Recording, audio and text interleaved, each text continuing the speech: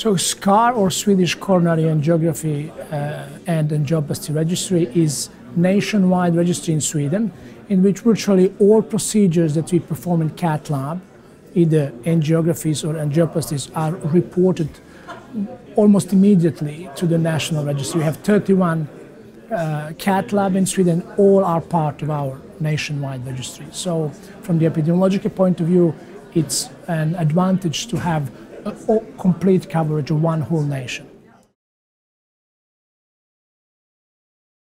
So we are presenting the data from our registry. We are comparing patients with ischemic heart failure or heart failure due to ischemic heart disease, which were revascularized either with percutaneous coronary intervention or with CABG. Now, it's a current controversy which of these two revascularization methods is better for patients with heart failure due to ischemic heart disease.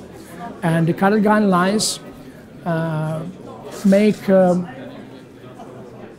recommendation that we should prefer CABG based on stitch trial that compared CABG and medical treatment, showing that CABG after 10 years actually is prolonging life.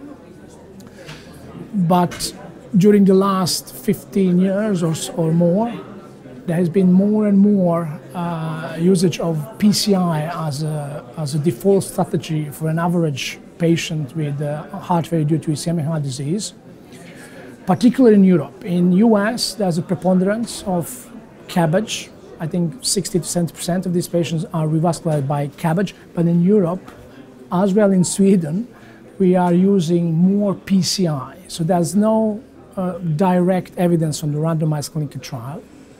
And that's why we did this comparison from data from our registry. So we had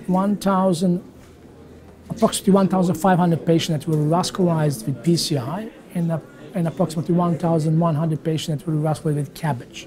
So we compared them in terms of all-cause mortality up to 10 years of follow-up. So what we found was that CABG was superior, was associated with better survival, but this advantage in survival occurred first after 3 years of follow-up. So up to 3.5 years, the survival curve were superimposed on each other, and then they start to divert, which is similar to what had happened in what has happened in the stitch trial.